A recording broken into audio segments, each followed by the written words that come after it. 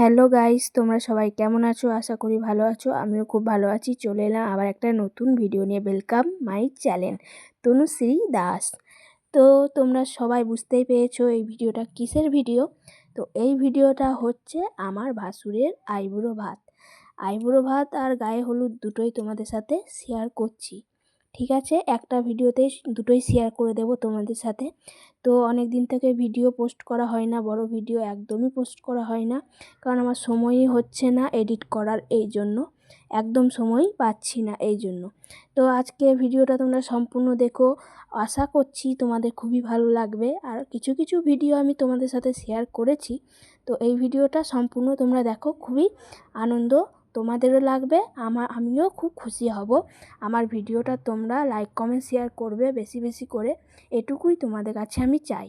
তো এখানে দেখছো পিসি আশীর্বাদ প্রথমে করে নিল, তারপর করছে দিদি। তো দিদিরা কালকেই চলে এসেছিলো, সেটা তোমার সাথে শেয়ার করা হয়নি। দিদি জামাইবু কালই চলে এসেছিলো।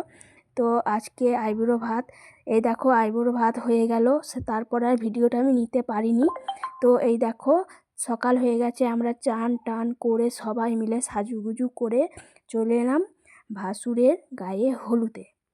তো গায়ে হলুদ হয়ে গেছে, আমি একটু দেরি করে চলে এসেছি, কারণ দিদি যেহেতু তাড়াতাড়ি এসেছে, কারণ দিদিকে নিয়ম করতে হবে, কারণ বিধি করতে হবে দিদিকে, এই জন্য দিদি তাড়াতাড়ি চলে এসেছিলো।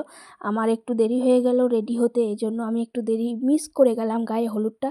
তো গায়ে হলুদটা ভিডিওটা তোলাই হয়নি, কারোর কাছে পেলামই না, এই জন্য যতটুকু পেরেছি ততটা তোমাদের সাথে শেয়ার করলাম আর কি। তো প্রচুর নিয়ম, এত নিয়ম আমি কখনো দেখিনি, প্রথম এসে আমি দেখছি শ্বশুরবাড়িতে এত নিয়ম কারণ। আমি কখনো আমার নিজের বিয়েতেই এত নিয়মকানুন হয়নি, এখন ভাসুরের বিয়েতে দেখছি এত নিয়মকানুন। তারপর আলতা পরে নিলাম, তারপর আলতা পরেছি, আলতা পরিয়ে দিচ্ছে। এই দেখো দিদি বিধি করবে বলে দিদি সব কিছু নিয়ে বসে আছে। এবার আমরা বেরোবো সবাই মিলে, খুব আনন্দ হয়েছে, খুবই মজা করেছি সবাই মিলে। তো দিদি তো সারাদিন উপোসই আছে আজকে, যেহেতু দিদিকে বিধি করতে হবে, এই জন্য দিদি সারাদিনই উপোসই থাকবে। তো এই দেখো দিদি তো সেরকম ভিডিও করতেই পারেনি, আমি দিদিকে ভিডিও করে দিয়েছিলাম, কারণ দিদি তো কিছুই ভিডিও করতে পারবে না, যেহেতু দিদিকে সারাদিন এইভাবেই যেতে হবে। আরও অনেক নিয়ম কারণ আছে, সব কিছু তোমাদের সাথে শেয়ার করব।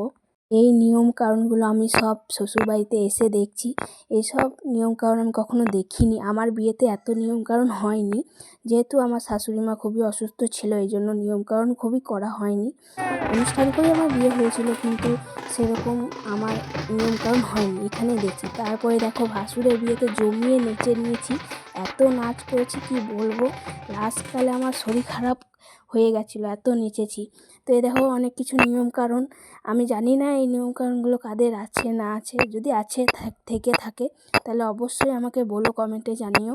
তো আমার শ্বশুরবাড়ির নিয়ম আজ এখন এই বছর আমি প্রথম দেখছি আমার ভাসুরের বিয়েতে, কারণ এই আগে আমি এরকম নিয়মকানুন দেখিনি, কোথাও দেখিনি। আমার নিজের দাদার বিয়েতেও আমাদের এরকম নিয়মকানুন ছিল না, আমি সব কিছু প্রথম দেখলাম, শিখলাম। খুবই মজা হয়েছে, খুবই আনন্দ হয়েছে। ভিডিওটা তোমরা সম্পূর্ণ দেখো, আশা করছি তোমাদের খুবই ভালো লাগবে, এটুকুই চাই তোমাদের কাছে। সব কিছু নিয়মকানুন হয়ে গেল, আমরা সবাই মিলে বাড়ি চলে যাচ্ছি। তো আমার ভিডিওটা এত দূরই, বিয়ের ভিডিও আসছে খুব তাড়াতাড়ি, অবশ্যই পাশে থেকো।